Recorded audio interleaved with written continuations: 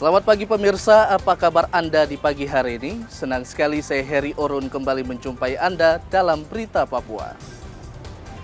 Sejumlah informasi pilihan dan teraktual telah dirangkum tim redaksi kami. Berikut 3 berita utama kami sajikan untuk Anda.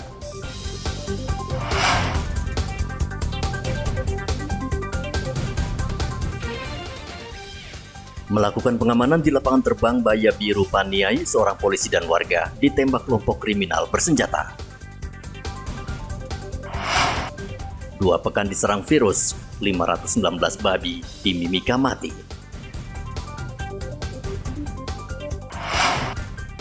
Logistik ke pulau terluar mulai didistribusikan KPU Merauke.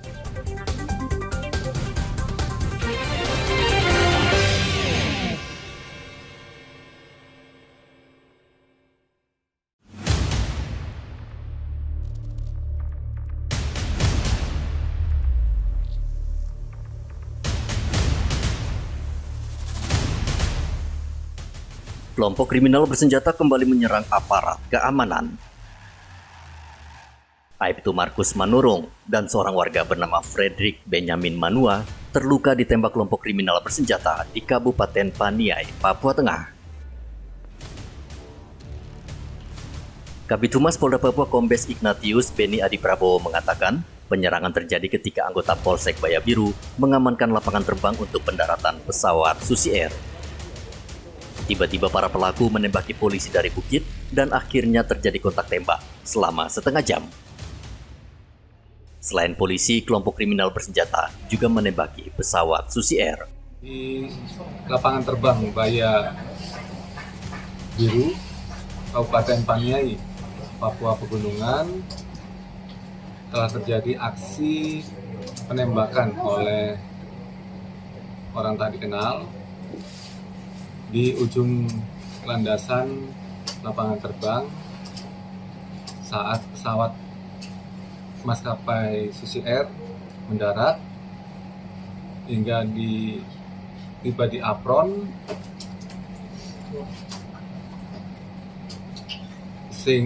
kemudian ada orang tak dikenal melakukan penembakan ke arah pesawat dan mengenai 2 orang, salah satunya adalah anggota pos polisi di pos polisi Polres Paniai dan juga 1 orang masyarakat. Sebutir peluru menembus pinggang hingga ke bagian punggung Aibtu Markus Manurung, sementara Frederick Benyamin Manua terkena tembakan di bagian paha. Kedua korban langsung dievakuasi ke RSUD Nabire untuk mendapatkan penanganan medis. Arthur melaporkan dari Nabire, Papua Tengah.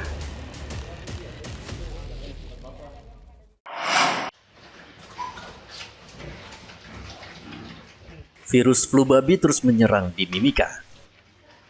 Saat ini 519 babi mati karena terpapar virus. Kepala Dinas Peternakan dan Kesehatan Hewan Mimika Dr. Sabelina mengatakan, pihaknya masih berusaha mengendalikan virus flu babi hingga tidak meluas. Karena kandang itu saling berdempetan satu sama lain, itu juga semakin sulit untuk ini. Berdempetan satu sama lain, jadi otomatis penyebaran virus itu semakin cepat ya.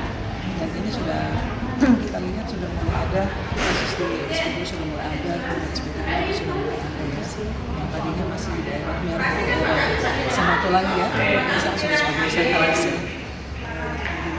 Arena lama ya, arena lama itu juga. Yang sekarang memang di Samratulangi. Ya, hebat sekarang itu di Kuala juga ya, sekarang ada 3 distrik ya. Kemarin 2 sekarang. Wania. Ya. Kemarin masih Minggu Wania. Wania. Sekarang udah membuat rencana. Per hari sampai kemarin sore sih 519 ya. 519 kita belum ada lagi sampai kemarin sore itu 519 ya. Memang ada yang kemarin tuh sampai 30 ekor ya per hari. Sempat ada 30 ekor. 30 ekor. daripada orang buang, iya kan, orang sudah buang-buang, orang sudah buang-buang, sudah di mana-mana, buang di mana tuh di sungai, apalagi tadi kita laporan buang seperti di jembatan ya, itu di luar sana. Nah, justru itu yang akan menjadi sumber penularan. Dinas Peternakan menyebut ada 3 distrik yang mengalami virus flu babi terparah, yaitu distrik Mimika Baru, distrik Wania, dan distrik Kuala Kencana. Pemerintah saat ini terus menyuntikkan serum konvalesen pada ternak babi agar tidak terpapar virus. Mengantisipasi penyebaran virus flu babi, Pemkab Mimika menutup pasar daging babi. Dari Mimika, Papua Tengah, Igobat Momolen melaporkan.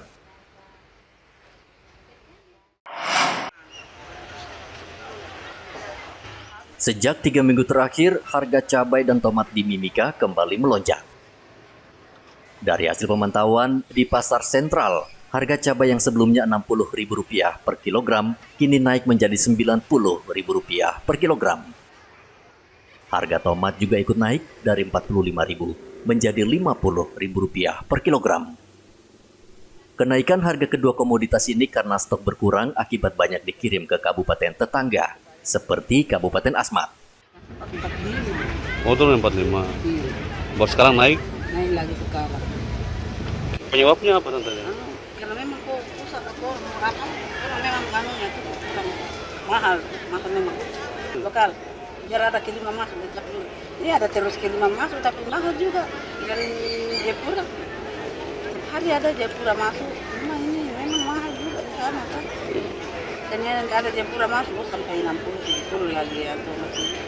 Selama habis Natal tuh mahal terus sekarang. Kalau Rija tante? Rija sudah naik lagi nih. Kena berapa Naik sekarang? 90 lagi. Padahal baru ini hari, kalau kemarin masih 60. Ini langsung loncat. Karena ada mengambil tuh. Kentang kena berapa sekarang? Sekarang 40. Sebelumnya? Sebelumnya 30. Jadi kentang dari mana datang? Jauh. Selain cabai rawit dan tomat, harga kentang juga terpantau naik di pasar sentral Timika. Kentang yang biasanya didatangkan dari Pulau Jawa naik dari Rp30.000 per kilogram menjadi Rp40.000 per kilogram. Igobat Momolen melaporkan dari Mimika, Papua Tengah.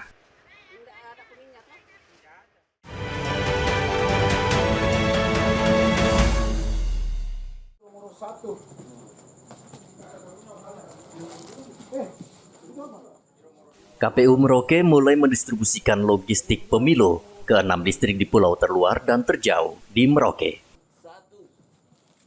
KPU harus mendistribusikan sesegera mungkin karena jarak dan medan yang sulit.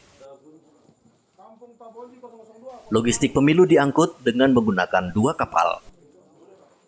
KPU Merauke juga menghadapi kendala dalam distribusi logistik pemilu karena saat ini cuaca buruk tengah melanda perairan Laut Arafuru. Kita persiapan sebenarnya, kita H-7 itu sebenarnya harus sudah diberangkatkan menuju wilayah-wilayah terjauh dan tersulit di wilayah Kimam Pemekaran. Jadi hari ini akan keluar, ini bukan hari ini ya, sebenarnya hari ini kita hanya memastikan masuk di kapal, besok pagi sudah bisa bergeser. Ini untuk wilayah Kimam, Ilwayap, Tabonji, Padua, kemudian Wan Kontuar. Hari ini akan diberangkatkan karena mengingat kondisi wilayah, kondisi geografis yang sangat jauh, maka kita harus memastikan bahwa kecukupan waktu juga untuk distribusi di TPS-TPS di wilayah yang sangat terjauh dan tersulit. Yang didistribusikan apa saja nih Bu Ketua? Didistribusikan tentunya adalah seluruh logistik pemilu, baik yang di dalam kotak maupun di luar kotak, untuk seluruh TPS yang tersebar di wilayah distrik masing-masing. Logistik yang dikirim seperti kotak suara, surat suara, bilik suara, dan tinta. Kepolisian mengawal ketat proses distribusi hingga ke lokasi. Muhammad Ridwan melaporkan dari Merauke, Papua Selatan.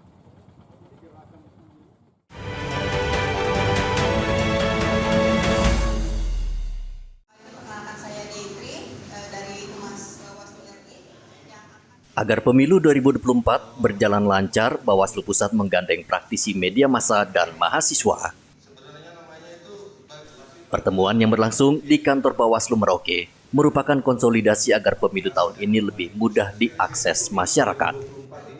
Kehumasan Bawaslu itu merupakan wajah kita atau wajah Bawaslu itu sendiri.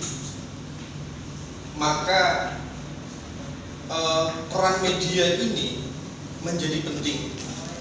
Kalau tokoh-tokoh media di Bawaslu sudah kebanyakan pasti kayak Kang Pepek tadi, Gepeng, terus juga teman-teman media lainnya.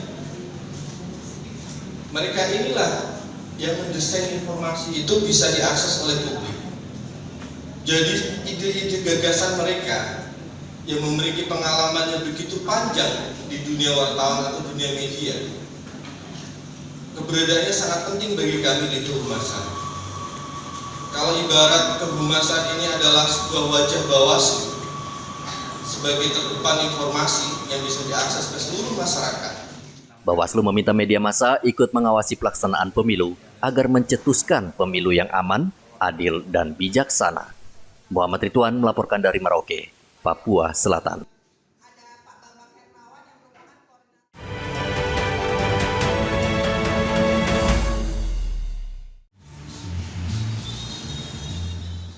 Masa tenang berlangsung 3 hari, mulai 11 Februari hingga 13 Februari mendatang. Bupati Merauke Romanus Baraka meminta masyarakat Merauke menjaga ketertiban dan kedamaian selama masa tenang. Seluruh warga masyarakat Merauke, saya ingin partisipasinya dulu. Partisipasi datang ke TPS.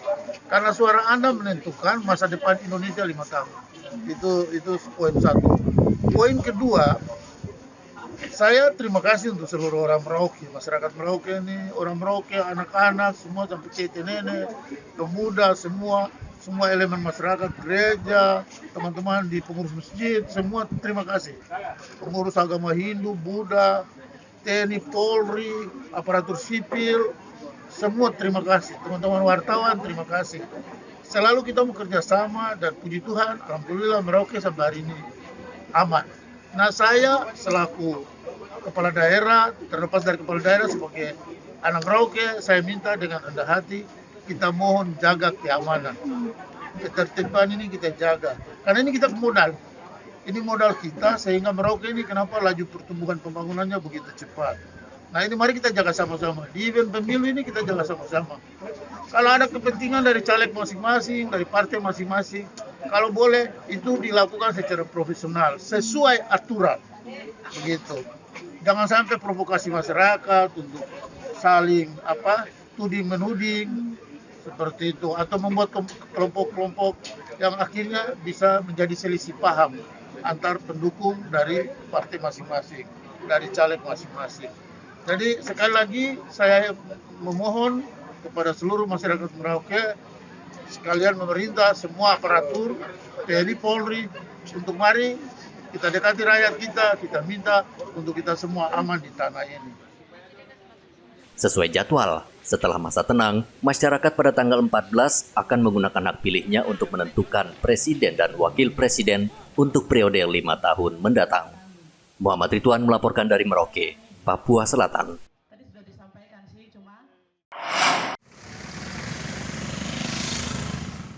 Dewan Guru Sekolah Dasar Inpres Polder Merauke dihebohkan dengan upaya penculikan siswanya. Seorang siswa hampir diculik oleh orang tak dikenal.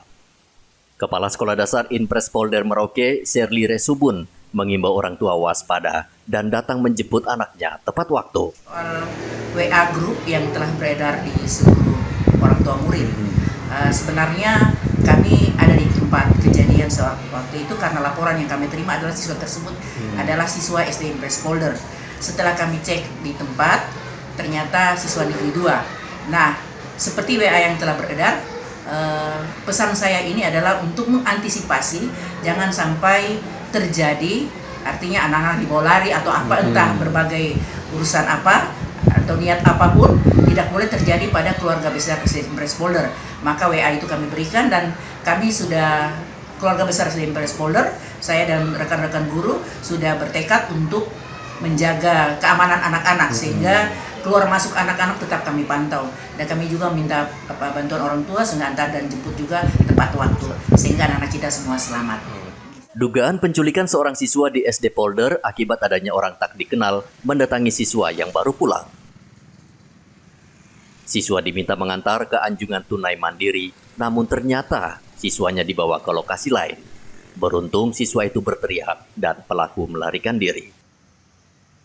Muhammad Ridwan melaporkan dari Merauke, Papua Selatan.